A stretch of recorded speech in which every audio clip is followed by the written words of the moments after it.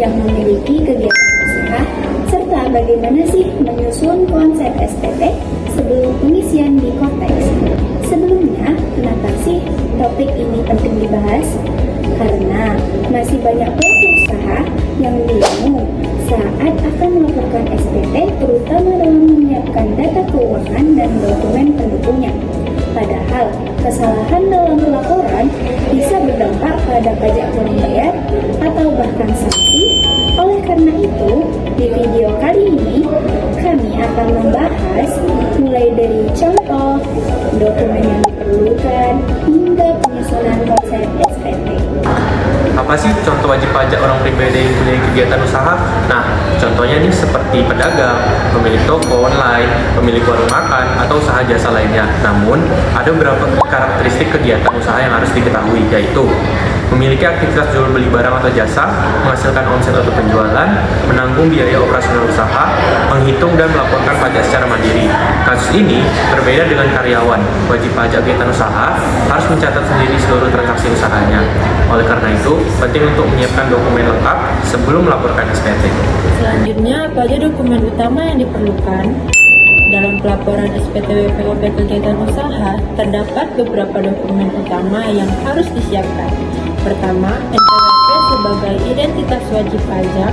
Kedua, laporan keuangan usaha seperti laporan laba rugi atau catatan omset dan biaya selama 1 tahun. Ketiga, bukti pembayaran pajak seperti PPh final UMKM atau angsuran PPh pasal 25. Dan yang terakhir, bukti potong. Jika terdapat pemotongan pajak oleh pihak lain, dokumen-dokumen ini sangat penting karena menjadi dasar dalam menghitung jumlah pajak yang terutang. Namun, selain dokumen utama, ada juga dokumen pendukung yang perlu diperhatikan. Selain dokumen utama, wajib pajak juga perlu menyiapkan dokumen pendukung. Dokumen pendukung yang diperlukan yaitu 1. Mencatat biaya usaha seperti biaya bahan baku, listrik, sewa, dan operasional lainnya. Kedua, daftar harta dan utang seperti kendaraan, tabungan, maupun pinjaman usaha. Ketiga, data penghasilan lain jika ada di luar kegiatan usaha. Namun dalam praktiknya masih banyak kesalahan yang sering terjadi seperti tidak mencatat seluruh omset, biaya usaha tidak terdokumentasi dengan baik, data harta tidak diperbarui, serta bukti pembayaran pajak yang tidak disimpan dan lain-lain. Kesalahan-kesalahan ini dapat menyebabkan pelaporan menjadi tidak akurat. Oleh karena itu, sebelum melakukan pengisian SPT, sebaiknya kita menyusun konsep terlebih dahulu. Sebelum melakukan pengisian SPT di Korteks, langkah penting yang perlu dilakukan adalah menyusun konsep SPT. Konsep SPT merupakan draft awal yang berisi ringkasan data dan perhitungan pajak sebelum dimasukkan ke dalam sistem. Adapun langkah-langkah yang perlu dilakukan untuk membuat konsep SPT ialah yang pertama adalah mengelompokkan data, yaitu memisahkan antara omset, biaya usaha, dan menghitung penghasilan neto.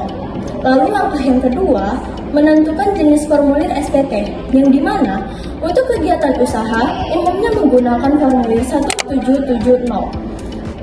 Langkah yang ketiga adalah menyusun alur pengisian, mulai dari penghasilan, pengurangan, hingga perhitungan pajak terutang. Lalu langkah yang keempat adalah melakukan rekonsiliasi data, yaitu mencocokkan antara laporan keuangan dengan dokumen pendukung. Lalu yang terakhir, menyiapkan angka final agar saat input di Korteks menjadi lebih mudah dan meminimalkan kesalahan. Oke, sebagai kesimpulan, pelaporan SPT WPOP kegiatan usaha membutuhkan persiapan dokumen yang lengkap serta penyusunan konsep SPT sebelum pengisian di Korteks. Dengan persiapan yang baik, proses pelaporan akan menjadi lebih mudah, terhindar dari kesalahan, dan sesuai dengan ketentuan perpajakan yang berlaku.